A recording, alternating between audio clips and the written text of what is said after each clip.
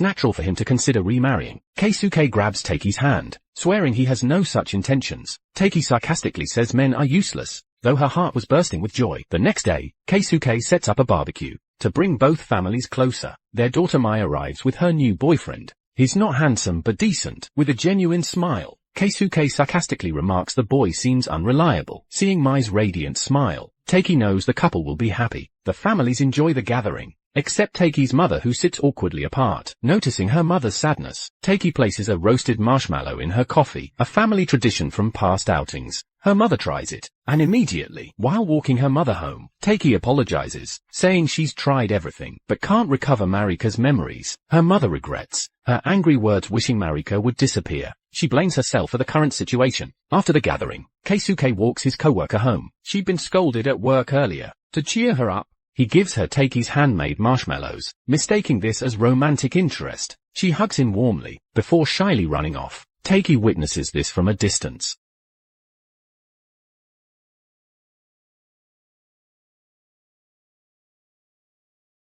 Meanwhile, lights flicker at a tavern, where Marika's spirit materializes. She glides through tables, and enters a room. After the coworker kisses Keisuke's cheek, she flees. Keisuke's 10-year-old wife sees everything. よかったじゃない。若い子に好かれて。キスまでしてもらえて。これ、何時浮気とか浅くなっちゃったから、もう帰るわね。待って、起きてっから。結構です。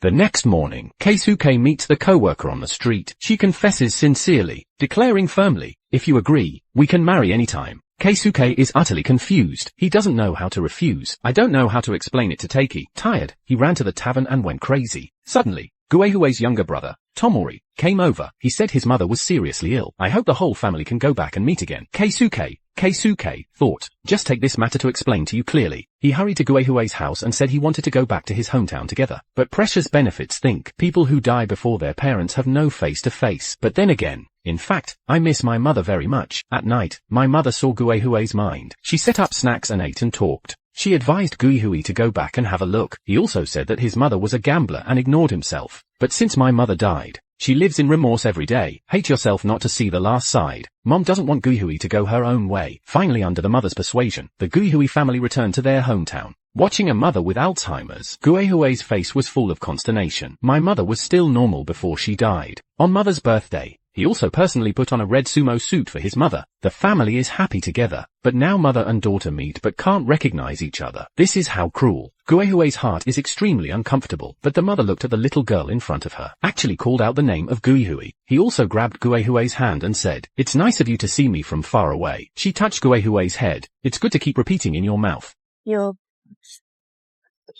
Gathering is always so short. When they were about to leave, Yoli offered to stay in his hometown. He wants to take care of his elderly mother here, and then waved goodbye to Guihui. But he never thought, this is the last time I saw my sister. The picture turns to the tavern. Marika's soul is here. She walked slowly across the table, walked into the room. Since Guihui passed away, the tavern owner has psychic skills. Help the unfulfilled undead fulfill their wishes. The elder sister entrusts the tavern owner to give the delicious pudding to the younger sister. The honor guest's grandmother misses her great-grandson. Also entrust the boss to send a message. Said he would always be there for him. Even dogs want to return to their owners. He also asked the boss to tell him to thank him for his company all his life. But now the soul of Wanli Hua appears here. The tavern owner is also worried. In the evening, everyone came to the temple to worship. Guihui seems to have a premonition of something bad. She wants her family to be healthy and safe, because the future still has a long way to go. Then the tavern owner suddenly came running. He said that it is better to cherish the present than the happiness in the future. I also looked at Guihui thoughtfully, a look of regret on his face. The new year is coming. The family came to the tavern to celebrate. On the occasion of the New Year's Eve bell, Guihui suddenly fainted to the ground. The family anxiously woke it up. But at this time Wanli Hua's soul returned to his body. The girl in front of her can only recognize her mother in this world. No impression of others. This statement shocked everyone. As Wanli Hua's soul returned to his body, Guihui was naturally squeezed out. At the moment, she can only watch quietly from the side.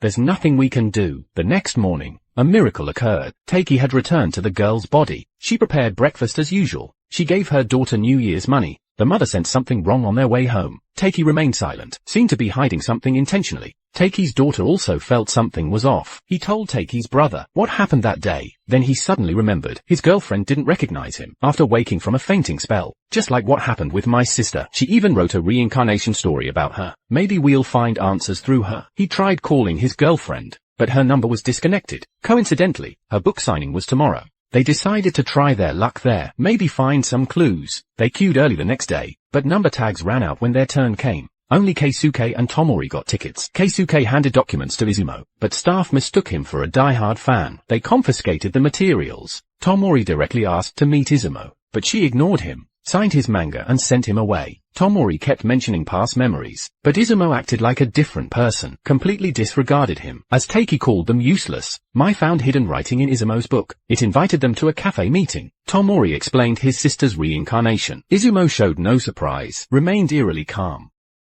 僕もそうだから。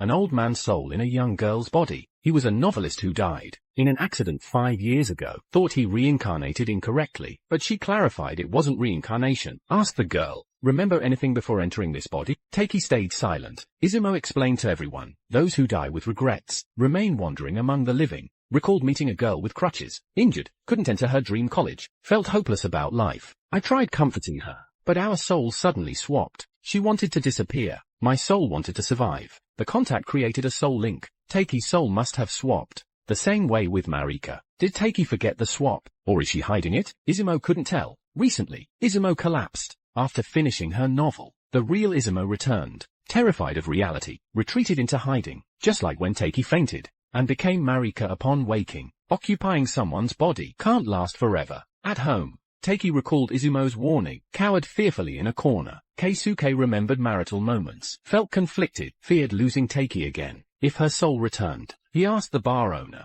to help keep Takei's soul, but the owner couldn't help, said if their bond ended, stop clinging. Why did Takei return? What unfinished business does she have? Meanwhile, Takei visited her husband's colleague Maria. Knew Maria failed confession because he still loved his wife. Directly asked Maria, do you truly love my husband? Getting confirmation. Takei smiled approvingly, left a note about urgent matters tonight, gathered everyone at home that night, recounted meeting Marika at the park, and body swapping process, admitted they should return the body if not true reincarnation. Mai resisted tearfully, didn't want to lose her mother again. Tomori fiercely objected, we'll all become lifeless without her. The husband insisted they'd find a perfect solution, but Guihui stopped everyone. She refused to ruin the girl's life out of greed. Before passing, her only wish was for everyone to live strong and carry on. With those words, Guihui collapsed again. When she woke up, she had clearly become Marika, but now Takei had returned her body, leaving Marika unsure how to face her mother. After losing his wife, Keisuke wandered like a ghost. Takei longed to lift his spirits, but they were separated by life and death. Returning home from work, Keisuke saw Marika playing with her mom. Overcome, he turned away, leaving his colleague puzzled. Their daughter Mai looked devastated. Takei couldn't bear her grief.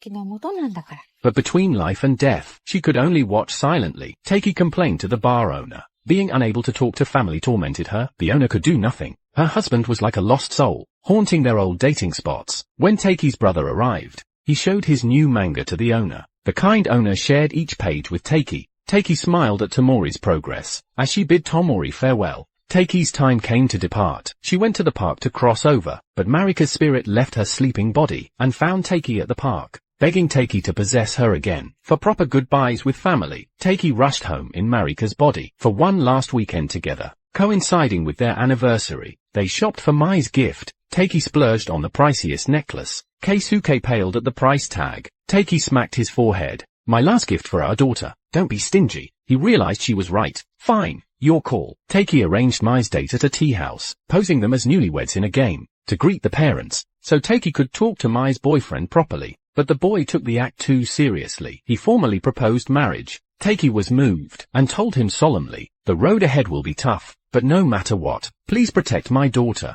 Keisuke transformed their kitchen, with fresh vegetables displayed, for Takei's dream restaurant, using homegrown ingredients. Keisuke wanted no regrets. Takei's friends arrived as promised, bringing her chef uniform. For her final performance, her cooking filled the house with joy. Each dish brimmed with love. Keisuke smiled genuinely again. Takei memorized their happy faces. After the feast, they visited the garden. planting his favorite bell pepper. Mai clung to her mother's hand. Tearful farewells were exchanged.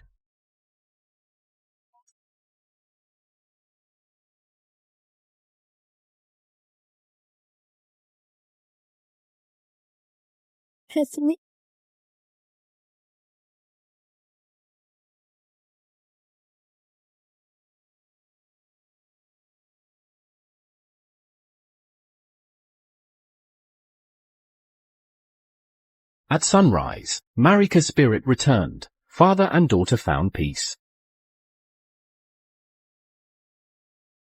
Returning home, they found Taiki had replaced her portrait with a smiling photo. Keisuke resumed daily routines, cheered by her leftover notes. They cooked breakfast happily. Keisuke told her photo, "Mai's cooking reminds me of yours." At the office, he eagerly shows colleagues the homemade lunchbox from his daughter. After clocking out each day, he pauses briefly on his way home, gazing silently at the sunset with a smile. His face radiates pure joy, as if his wife never left.